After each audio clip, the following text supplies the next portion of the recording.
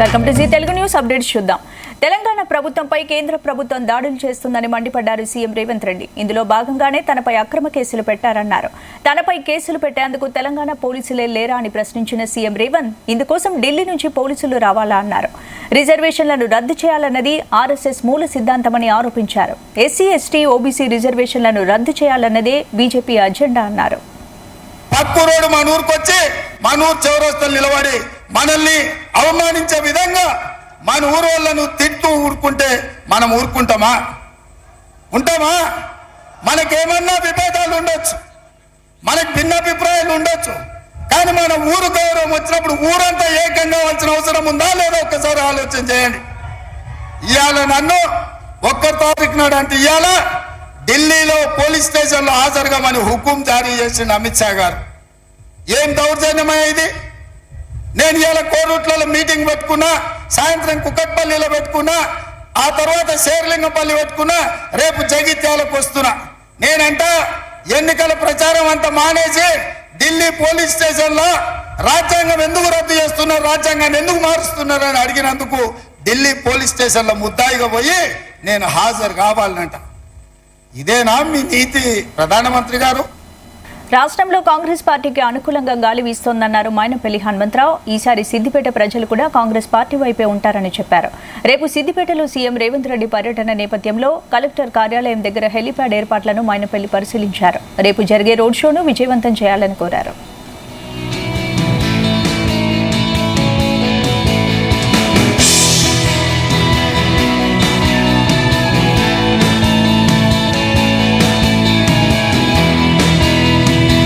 Response కనిపిస్తుంది ప్రజల్లో. ఊహించని విధంగా ఏదైతే గజ్వెల్ కాన్స్టిట్యున్సీ, అదేవిధంగా సిద్దిపేట్, దుబ్బాక్ డెఫినెట్ గా మంచి మెజారిటీ ఇక్కడి నుంచే మాకు రానున్నదని చెప్పి కూడా ఈ సందర్భంగా తెలియజేస్తా ఉన్నాం. ఎందుకంటే ప్రజలందరూ కూడా గమనిస్తా ఉన్నారు, ఎప్పుడు అందుబాటులో లేని వారికి ఓటు వేయడము వృధా పోయిందని చెప్పి ప్రజలే అంటా ఉన్నారు. అది ఎవరి గురించి మాట్లాడుతున్నో మీకు తెలుసు. ఒకరేమో ఫోటో హరీష్ గా పేరు పొందిండ్రు, పొద్దున ఇక్కడ కనబడతాడు, కనబడి సాయంత్రం మొత్తం ఎక్కడో కనబడతాడు. ఓన్లీ ఫోటో తీసుకొని చేయి కలపడానికి కూడా సమయం ఉండదు. తప్పకుండా ఇలాంటి వారికి బుద్ధి చెప్పనున్నాం. సమస్య లేదు వదిలిపెట్టేది, మేము వెంటాడుతాం. ఇక్కడ నుంచి వీళ్ళను ప్యాక్ చేయించే వరకు కూడా వదిలిపెట్టే సమస్య లేదు. ఈ సందర్భంగా తెలియజేస్తూ సిద్దిపేట్ నియోజకవర్గ ప్రజలందరికీ కూడా విజ్ఞప్తి చేస్తా ఉన్నాం. రేపు రోడ్ షోకి వచ్చి అందరూ జయప్రదం చేయాలని చెప్పి కూడా మేమందరికి కూడా విజ్ఞప్తి చేస్తా ఉన్నాం. ఓన్లీ ఇది కాన్స్టిట్యున్సీ మట్టుకే, ఇక్కడ సిద్దిపేట్ కాన్స్టిట్యున్సీ ప్రజల కోసమే గౌరవ ముఖ్యమంత్రి గారు రానున్నారు, వారు ఒక మెసేజ్ ఇవ్వనున్నారని చెప్పి కూడా ఈ సందర్భంగా తెలుసు. తన గెలుపును ఈసారి ఎవరూ ఆపలేరని ధీమా వ్యక్తం చేశారు కంటోన్మెంట్ కాంగ్రెస్ అభ్యర్థి శ్రీ గణేష్. రాష్ట్రంలో కాంగ్రెస్ అధికారంలో ఉన్నందున కంటోన్మెంట్ అభివృద్ధి కోసం తనకే ఓటేస్తారన్నారు. బీఆర్ఎస్ సెంటిమెంట్తో ప్రతిసారి గెలవాలని చూస్తుందే తప్ప అభివృద్ధి చేయలేదన్నారు. ఇక బీఆర్ఎస్ బీజేపీ వాళ్లకు కాలనీలో సమస్యలు తెలియదన్నారు. వాళ్ళు ఇంతవరకు బయటకు రాలేదంటున్న శ్రీ గణేష్తో Narender face to face. Cantonment Congress అభ్యర్థి శ్రీ గణేష్ మన దగ్గర ఉన్నారు. గతంలో ఇదే నియోజకవర్గం నుంచి 2వ స్థాయిలో ఆయన ఆ రోజు ఓట్లు సాధించినటువంటి పరిస్థితి. ప్రజెంట్ పార్టీ మారినప్పుడు కూడా అదే ఫ్లో కంటిన్యూ అవుతుందని కూడా ఆయన చెప్తున్నారు. ఖచ్చితంగా నాకు నివేదిత మధ్య పోటీ అని కూడా ఇప్పటికే పలుసార్లు చెప్పిన నేపథ్యంలో బట్ ఎట్లాంటి పరిస్థితులు ఉన్నాయి కంటోన్మెంట్ అనే విషయం ఆయన అడిగించే ప్రయత్నం చేద్దాం. ఎట్లా కొనసాగుతుందని గడిచిన వారం రోజుల్లో? చాలా బ్రహ్మాండంగా కొనసాగుతుంది. ఎక్కడ చూసినా కాంగ్రెస్ కాంగ్రెస్ అంటున్నారు. ఎందుకంటే 2 విధాలు, ఒకటి పార్టీ ప్రభుత్వం ఉండడం, రెండవది ఇప్పుడు కంటెస్ట్ చేస్తున్న క్యాండిడేట్ల కన్నా నేనే సీనియర్ క్యాండిడేట్, నేనే చాలా సంవత్సరాల నుంచి కంటోన్మెంట్ వ్యాప్తంగా తిరిగాను కాబట్టి స్థానిక సమస్యలు పరిస్థితులు తెలుసు. మరి ముఖ్యంగా గత 12 సంవత్సరాల నుంచి నేను అనేక సోషల్ సర్వీసెస్ చేశాను. నాకు ఏం పదవి లేకున్నా కూడా, నేను ఏ విధంగా కూడా సంపాదన ఇక్కడ నుంచి లేకున్నా కూడా నాతోటి తోచినంత నా సొంత నిధులతో ప్రతి పథకాలు లేక ఒక 13 పథకాలు, వాటర్ కావచ్చు, బుక్స్ కావచ్చు, మెడికల్ క్యాంపులు కావచ్చు, ఇన్సూరెన్స్లు కావచ్చు, అవసరమైన వాళ్ళకి ఏదైతే అవసరం ఉందో ప్రతి ఒక్కటి కూడా ఏర్పాటు చేసినాం. మన రోడ్లు కూడా లేకుంటే రోడ్లు కొన్ని చోట్ల వేసినాం, కొన్ని దగ్గర డ్రైనేజ్ లైన్ లేకుంటే అక్కడ డ్రైనేజ్ లైన్లు వేసినాం. అక్కడ మా దగ్గర డిఫెన్స్ ల్యాండ్ ఉంది, అక్కడ బాత్రూమ్లు కట్టుకోవడం ఇబ్బంది ఉన్నా కూడా వాళ్ళ దగ్గర డబ్బులు లేదు, ప్లస్ గవర్నమెంట్ కూడా కట్టియని జగాల కూడా నా సొంత నిధులతో వాళ్ళ బాత్రూమ్లు కూడా కట్టించాను. ఇట్లా ప్రతి వర్గానికి నాతో తోచినంత వరకు చేయగలిగినా కాబట్టి ఇప్పుడు ప్రజలందరూ తోటి నేను విజ్ఞప్తి చేస్తున్నా, ఏ పదవి లేకున్నా ఇంతవరకు చేయగలుగుతున్నా. మీరేమైనా ఆశీర్వాదిస్తే నాకు ఒక పదవి అప్పచెప్తే ఖచ్చితంగా మీ సేవ చేస్తానని హామీ ఇస్తున్నాను. గతంలో ఎలాంటి పదవి లేకున్నా ఒక ట్రస్ట్ ద్వారా మీరు చాలా కార్యక్రమాలు నిర్వహించారని కూడా విన్నాం. ఇప్పుడున్నటువంటి పరిస్థితుల్లో ఎమ్మెల్యే గెలిస్తే మీరు ఎట్లాంటి లక్ష్యంతో ముందుకెళ్ళబోతున్నారు? ఇప్పుడు ముఖ్యంగా మాకు వాటర్ ఇష్యూస్ చాలా ఉంది. ఆల్టర్నేట్ డేస్ వాటర్ వస్తాడు, పట్టాలు లేని వాళ్ళకి పట్టాలు వచ్చే విధంగా చాలామంది పిల్లలు చదువుకోవాలనుకుంటారు, ఉన్నత స్థాయికి వెళ్ళాలనుకుంటారు. వాళ్ళకి సరైన స్కూల్స్ కాలేజెస్ లేకపోవడం కూడా వాళ్ళు చదువుకోలేకపోయారు.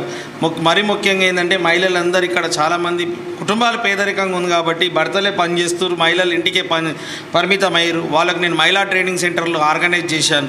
వాళ్ళందరికీ ఇప్పుడు ఎవరెవరైతే నేర్చుకోవాలనుకుంటారు, ఎవరెవరైతే ఆర్థికంగా ఎదగాలనుకుంటున్నారో వాళ్ళకు మహిళా భవన్లు ఏర్పాటు చేసి, మహిళా ట్రైనింగ్ సెంటర్లు ఏర్పాటు చేసి, వాళ్ళకు ప్రభుత్వం నుంచి లోన్స్ కూడా వచ్చేదాకా చూసి వాళ్ళకు ఒక బిజినెస్ ఉమెన్స్ తయారు చేస్తే వీళ్ళ ఆర్థిక పరిస్థితులు కూడా బాగా అవుతుంది.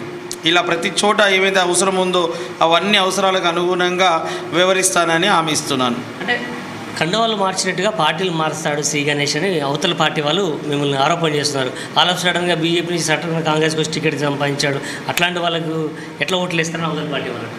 ఇప్పుడు నేను పార్టీలు మారిండొచ్చు, కండవాళ్ళు మారిండొచ్చు, ఖచ్చితంగా మీరు చెప్పింది నిజమే. ఇప్పుడు ఈ 15 సంవత్సరాల్లో ఎంతమంది లీడరు ప్రజల పక్షంలో నిలబడి ఎంత సేవలు చేసిరు చెప్పాలి. అయితే ఇక్కడ ఉన్నటువంటి కండవాళ్ళు మార్చినట్టుగా పార్టీలు మార్చారు అనేటువంటి ఆరోపణలు ప్రతిదీ పార్టీలు ఆరోపిస్తున్నాయి. అటు నివేదిత కావచ్చు, అటు సైడ్ బీజేపీ కావచ్చు. ఇప్పుడు వాళ్ళ నాయన గెలిచినాక పోయింది కదా. ఇప్పుడు మా బీజేపీ వాళ్ళు ఏం చేసిరు, ఇక్కడ ఎంతోమంది పని చేసినా కూడా మా కంటోన్మెంట్ బౌండరీస్ తెలియని వాళ్ళని తీసుకొచ్చారు. ఇదా అనండి. ఇప్పుడు ఆ క్యాండిడేటు వారికి ఇక్కడ బౌండరీస్ తెలియనోడు, ఇక్కడ సమస్యలు తెలియనోడు తీసుకొచ్చి ప్రజల మీద ఓటేసామంటే ఇది పెద్ద సిస్టమ్ అయింది. 2,55,000 మంది ఓటర్లకు ప్రాతినిధ్యం వహిస్తున్న వ్యక్తి ఒక బాధ్యత గల వ్యక్తి ఉండాలి. సుమారు 4 లక్షల మంది మా దగ్గర జనాభా ఉన్నారు. చిన్నపిల్లల ఆటన ఈరోజు ఒక చిన్న పదవి ఇస్తేనే 4 సార్లు చెక్ చేస్తున్నవాడు కరెక్ట్ చేస్తాడా చేయడా అని. ఇంతమంది గొంతు అసెంబ్లీలో మాట్లాడాల్సిన అవసరం ఉంది. వారికి ఏమాత్రం అవగాహన లేకున్నా కూడా ఇప్పుడు చాలామంది నేను ప్రచారం చేస్తుంటే చెప్తుంటున్నారు, మీరే గెలుస్తారు. ఎందుకంటే మేము మొన్న కూడా వాళ్ళని గెలిపించాము. 3 నెలలు తలుపులు బంద్ చేసుకున్నారు, ఎవరికి అందుబాటులో లేరు అక్క చెల్లెలు. ఇప్పుడు మళ్ళీ మా పరిస్థితి అదే అవుతుంది. నిరంతరం ఓడిపోయినా మా మధ్యలో ఉన్నాం, మా గురించి ఉన్నాం. ఈసారి మేమంతా మీ గురించి ఉన్నామని ప్రజలందరూ బ్రహ్మరథం పట్టి ఆశీర్వదిస్తున్నారు. అంటే ప్రత్యేకమైనటువంటి పరిస్థితిలో వచ్చినటువంటి ఉప ఎన్నికల్లో లాస్ట్ అనేది చనిపోయింది. అలాంటి పరిస్థితుల్లోనే బీఆర్ఎస్ కూడా టికెట్ ఇచ్చింది. అంటే సెంటిమెంట్ అని వర్కౌట్ అయ్యే అవకాశం కనిపిస్తుందా, లేదా అధికార పార్టీని చూసి మీకు ఓట్లు వేస్తారనుకుంటున్నారా, అక్కడ మోడీని చూసి బీజేపీకి ఓట్లు పడే అవకాశం మీకేమనిపిస్తుంది? మొత్తం మీద మీరు అడిగిన ప్రశ్నలకంతా ఒకటే జవాబు, సింపతి సెంటిమెంట్ కాదు, ప్రజలు డెవలప్మెంట్కి ఓటేస్తున్నారు. 30 సంవత్సరాల నుంచి కాన్స్టిట్యున్సీ వెనుక పడిపోయింది. ఇక్కడికి రావాల్సిన నిధులు రాలే, జరగాల్సిన డెవలప్మెంట్ జరగలే. ఈసారి డెవలప్మెంట్ జరగాలంటే ఇక్కడ మా గణేష్ ఉండాలి, అక్కడ మా ప్రభుత్వం కాంగ్రెస్ ఉంది కాబట్టి ఖచ్చితంగా గణేష్ కాంగ్రెస్ అయితేనే డెవలప్మెంట్ అవుతుందని ఈసారి ఇదే సెంటిమెంట్ నడుస్తుంది. Thank you. మొత్తానికి పదవి ఉన్నా లేకపోయినా ఇక్కడ ఒక సమాజ సేవ చేసినటువంటి తనకు ఖచ్చితంగా కాంగ్రెస్ అభ్యర్థిగా పోటీ చేస్తున్నందుకు ఖచ్చితంగా గెలిపించాలి. అదే సమయంలో రాష్ట్రంలో కాంగ్రెస్ పార్టీ రేవంత్ రెడ్డి ముఖ్యమంత్రి ఉన్న కాబట్టి సైమల్టేనియస్గా కంటోన్మెంట్ను కూడా అభివృద్ధి చేస్తానని కూడా ఒకసారి అవకాశం ఇవ్వాలని కూడా శ్రీ గణేష్ కోరుతున్నారు. కెమెరా పర్సన్ కృష్ణతో నరేందర్, జీ తెలుగు. న్యాయవాదుల సమస్యల పరిష్కారంలో తన వంతు సహాయ సహకారాలు అందిస్తానని మహబూబ్ నగర్ పార్లమెంటు బీజేపీ అభ్యర్థి డీకే అరుణ భరోసా ఇచ్చారు. ఎన్నికల ప్రచారంలో భాగంగా బార్ అసోసియేషన్లో న్యాయవాదులతో ముఖాముఖి నిర్వహించారు. ఈ సందర్భంగా న్యాయవాదులంతా బీజేపీ అభ్యర్థి అరుణమ్మకు సంఘీభావం ప్రకటించారు. అరుణమ్మ గెలుపులో తమ వంతు సహాయ సహకారాలు అందిస్తామని మాట ఇచ్చారు.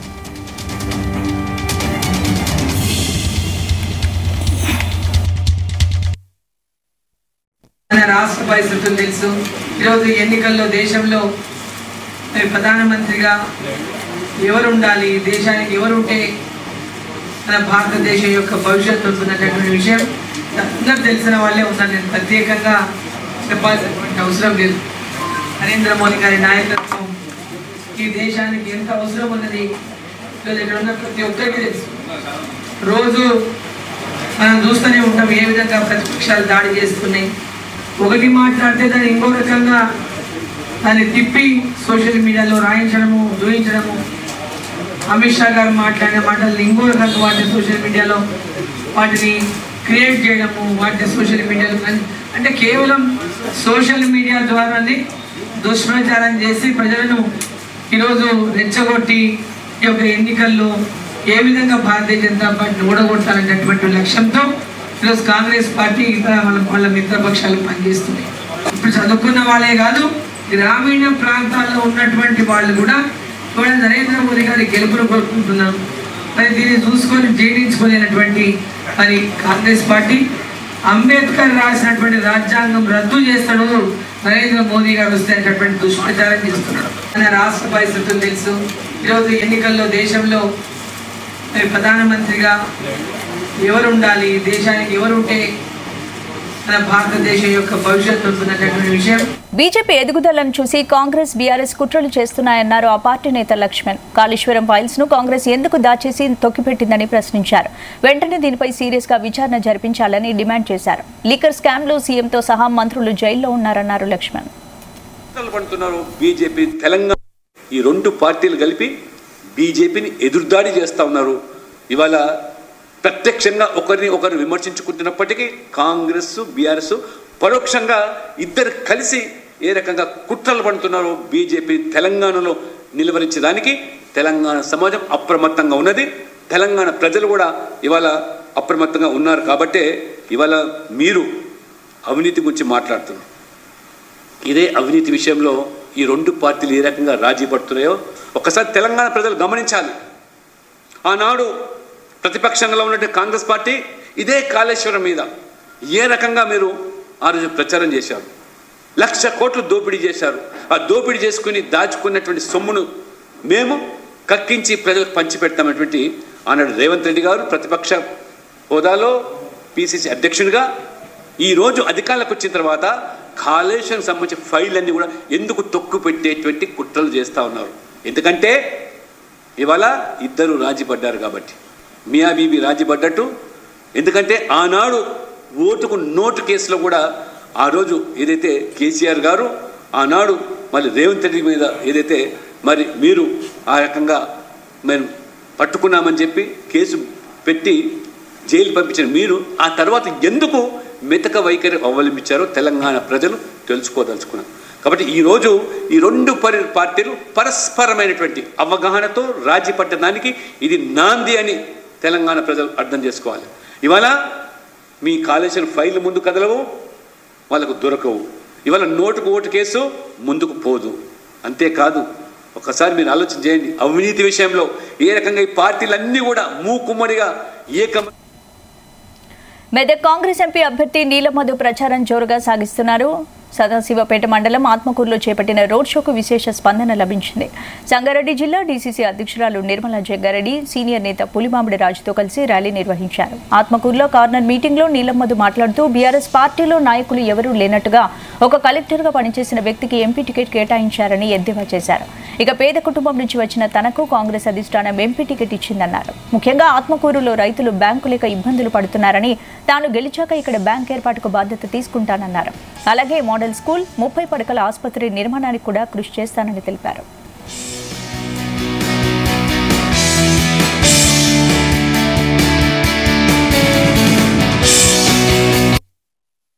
నెలకొచ్చే జీతం అనగా పేదింటి నీ వల్ల నష్టపోయిన రైతులకన్నా సాయం చేసినావా?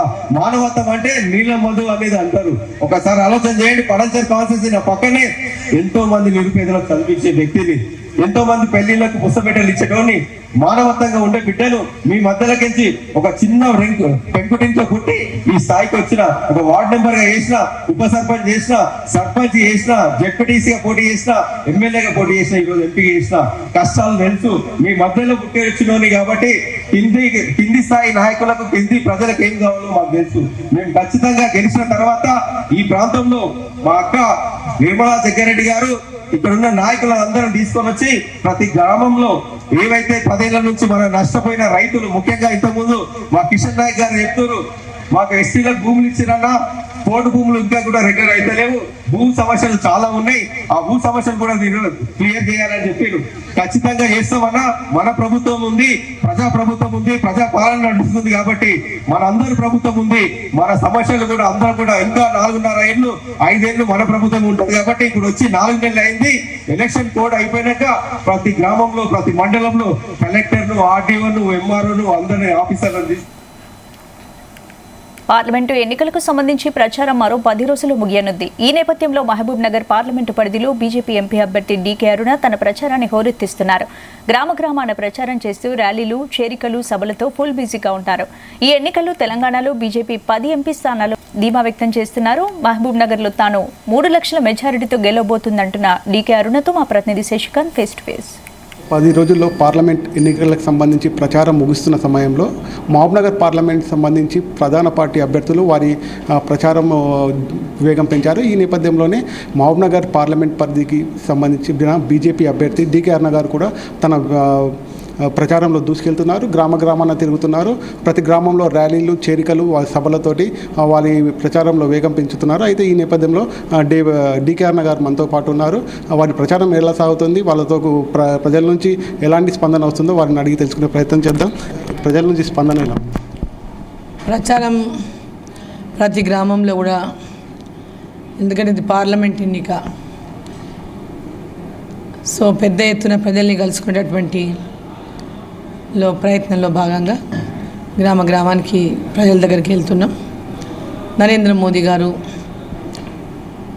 ప్రధానమంత్రి అయిన తర్వాత పేద ప్రజలకు, గ్రామాలకు వారు చేసినటువంటి అభివృద్ధిని, ఈ రాష్ట్రానికి ప్రజలకు చేసినటువంటి అభివృద్ధిని వివరిస్తూ, ప్రజలకు వాటిని గుర్తు చేస్తూ, ముఖ్యంగా ఏంటంటే మన తెలంగాణ రాష్ట్రంలో కానీ, అదేవిధంగా నా పార్లమెంట్ సెగ్మెంట్లో కానీ ముఖ్యంగా 4 లక్షల మంది లబ్ధిదారులు నరేంద్ర మోదీ గారి యొక్క ప్రభుత్వం ద్వారా లబ్ధి పొందినటువంటి వాళ్ళు ఉన్నారు.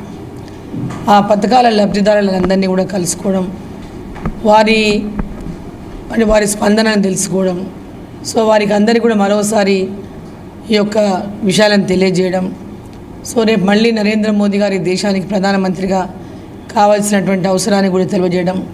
సో ఎక్కడికి వెళ్ళినా కూడా ఈరోజు విశేషంగా జనాదరణ ఉంది. ప్రజల లోపల విశేషమైనటువంటి స్పందన ఉంది ప్రతి గ్రామంలో.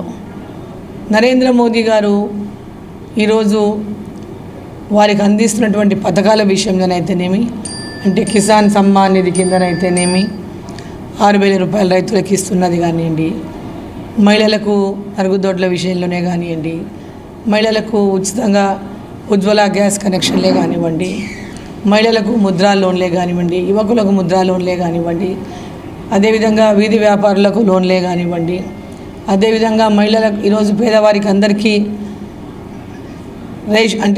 కరోనా వచ్చినప్పటి నుంచి కూడా రేషన్ కార్డు హోల్డర్లకు అందరికీ కూడా ఉచిత బియ్యమే కానివ్వండి, ఒక్కొక్కరికి 5 కిలోల చొప్పున ఇస్తున్న బియ్యమే కానివ్వండి, సుకన్య సమృద్ధి యోజననే కానివ్వండి, అదేవిధంగా రైతులకు సబ్సిడీ కింద ఎరువులే కానివ్వండి, గ్రామాల్లో అభివృద్ధి, ఇట్లా చెప్పుకుంటూ పోతే ప్రతి ఒక్క కార్యక్రమం నరేంద్ర మోదీ గారి పథకాల ద్వారా లబ్ధి పొందినటువంటి వాళ్ళు అనేక మంది ఉన్నారు గ్రామాల్లో. సో అభివృద్ధి ఫలాలు అందుకోని కుటుంబాలు అసలు చాలా అరుదు గ్రామాల్లో. ఇప్పుడు మీరు కొత్తగా రాజకీయాల్లోకి వచ్చినప్పుడు ఉన్న పరిస్థితులకు ఇప్పుడున్న పరిస్థితులకు ఏ విధమైన తేడా కనిపిస్తుంది? గతంలో మీరు ఉన్నప్పుడు ఏవైతే ప్రత్యర్థులు మీకు గురించి మాట్లాడడం, మీరు అది పార్టీ వరకు ఉంటుండే, అంటే హుందాతనంగా ఒక విమర్శలు, ప్రతి విమర్శలన్నీ హుందాతనంగా ఉన్నాయి. ప్రస్తుతం ఆ పరిస్థితి ఉందనుకుంటున్నారా లేదా? చాలా చండాలంగా ఉంది. చండాలమైనటువంటి రాజకీయం పరిస్థితి ఈరోజు చూస్తున్నాం. అధికారంలోకి వచ్చినటువంటి వాళ్లకు కన్ను మిన్ను కనబడనటువంటి విధంగా, వాళ్ళు నోటికి వచ్చినటువంటి విధంగా అహంకార ధోరణిలో మాట్లాడుతుండడం, అవమానిస్తుండడం, అసలు ముఖ్యమంత్రి అనేటటువంటి పదవికి గౌరవాన్ని లేకుండా చేయడం. కేసీఆర్ కొంత చేసిండ్రు, ఇప్పుడు ఉన్నాయన మొత్తానికే కంప్లీట్ ఖతం చేసిండు. ముఖ్యమంత్రి అనే కుర్చీకి కేసీఆర్ కూడా గౌరవం లేకుండా చేసిండు. ఆ ముఖ్యమంత్రి అనేటటువంటి పదానికి ఎంత గౌరవం ఉండాలో ఆ గౌరవం లేకుండా ఆయన ఉన్నప్పుడు అడ్డగోలుగా తీర్చండి ప్రతిపక్షాలని. ఈరోజు ఒకప్పుడు ప్రతిపక్షంలో ఉన్న కాంగ్రెస్ పార్టీ ఇట్లా తిట్టిండి అట్లా తిట్టిండి మాట్లాడినోడు ఈరోజు ఆయన కంటే ఎక్కువ మేము తిట్లలో మార్కులు సంపాదించుకోవాలని కాంగ్రెస్ ముఖ్యమంత్రి తిడుతున్నాడు ఇవాళ. సో ఈరోజు అసలు రాజకీయంగా విలువలు లేనటువంటి రాజకీయాలు ఈరోజు మనం చూస్తూ ఉన్నాం. రాజకీయాల్లో వ్యక్తిగతమైనటువంటి అంటే వ్యక్తిగతంగా కించపరిచే విధంగా మాట్లాడటం, అవమానపరిచే విధంగా మాట్లాడటం. ఈరోజు ఒక మహిళ ఈ జిల్లాకు ఎంతో పెద్ద ఎత్తున పనిచేసింది, అభివృద్ధి చేసింది, జిల్లా రైతులకు సాగునీరు ఇచ్చింది, తాగునీరు ఇచ్చింది, విద్యాపరంగా వైద్యపరంగా ఇన్ఫ్రాస్ట్రక్చర్ పరంగా కానీ జిల్లాలో అనేక అభివృద్ధి కార్యక్రమాలకు మనం పాటుపడ్డాం. సో ఈరోజు అవన్నీ వదిలేసి రాజకీయ పక్షంగా వాళ్ళు కూడా ఇంతకుముందు ఓ పార్టీలో ఉండి ఇంకో పార్టీలోకి వచ్చిండు ముఖ్యమంత్రి, ఆయన 4 పార్టీలు మార్చిండు. ఈరోజు పార్టీలు మారవడం అన్నది ఇక్కడ విషయం కాదు. ఇవాళ ఎవరికి ఎప్పుడు ఏ పార్టీలో వాళ్ళు చేరాలనుకుంటే వాళ్ళ సొంత అభిప్రాయం. ఒక పార్టీలో గెలిచి విలువలని వదిలేసి ఇంకో పార్టీలోకి పోతే దాని గురించి మాట్లాడినప్పుడు కొంచెం అర్థం ఉంటుంది దానికి. ప్రతిపక్షాలు ఈ యొక్క దేశాన్ని ప్రతిపక్షాలు ఏదైతే విచ్ఛిన్నం చేయాలని చూస్తున్నాయో, ముక్కలు చేయాలని కుల మతాలుగా విడదీస్తున్నాయో, ఆ కుల మతాలుగా విడిపోకుండా భారతదేశం ఈరోజు అన్ని రంగాల్లో ముందుకు దూసుకుపోవాలంటే నరేంద్ర మోదీ గారు ఉండాలి. ఈరోజు నరేంద్ర మోదీ గారి యొక్క గెలుస్తున్నటువంటి విషయాన్ని జీర్ణించుకోలేక రిజర్వేషన్లు కూడా ఎత్తేస్తారనేటటువంటి ఒక అబద్ధపు మాట మాట్లాడుతున్నటువంటి కాంగ్రెస్ నాయకులు ఈరోజు ఓడిపోతామనేటటువంటి భయంతోన ఈ దేశాన్ని విచ్ఛిన్నం చేసేటటువంటి మాటలు ఈరోజు రెచ్చగొట్టేటటువంటి కార్యక్రమం కాంగ్రెస్ పార్టీ చేస్తుంది.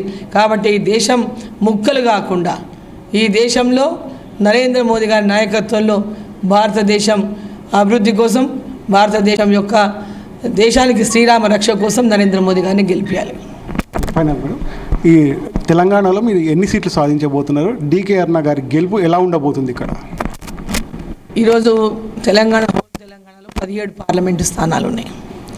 17 పార్లమెంటు స్థానాల్లో బలమైన పోటీ ఈరోజు భారతీయ జనతా పార్టీ ఇస్తుంది. ఈరోజు 10-12 స్థానాల్లో పూర్తిగా గెలుపు వన్ సైడ్గా అయిపోయిందనేటటువంటి సర్వేలు రిపోర్ట్లు చెప్తున్నాయి. సో ఇంకా 5 స్థానాల్లో గట్టి పోటీ నడుస్తుంది, ఎవరైనా గెలవచ్చేటట్టు అవకాశాలు ఉన్నాయి. కాబట్టి ఈరోజు పెద్ద మెజార్టీతో ఈరోజు భారతీయ జనతా పార్టీ తెలంగాణలో అత్యధికంగా సీట్లు భారతీయ జనతా పార్టీ గెలుస్తుంది. అదేవిధంగా మహబూబ్ నగర్ పార్లమెంటు సీటు కూడా 103 లక్షల పైన మెజార్టీతో గెలుస్తాం. అయితే ఇది ఇక్కడ ఉన్న పరిస్థితి. అయితే మోడీ రాబోయే కాలంలో మరోసారి మోడీ ప్రభుత్వం వస్తుంది. పేద ధనిక ప్రజలకు అందరికీ అండగా ఉండే మోడీ ప్రభుత్వాన్ని మరోసారి గెలిపించాలని కోరుకుంటున్నారు. అదేవిధంగా మహబూబ్నగర్ జిల్లాలో మహబూబ్నగర్ పార్లమెంటు వరకు మాత్రం 3 లక్షల మెజార్టీతో తాను గెలవబోతున్నట్టు ధీమా వ్యక్తం చేస్తున్నారు. Camera person Srikanth. ఈ bulletin updates keep watching C Telugu news.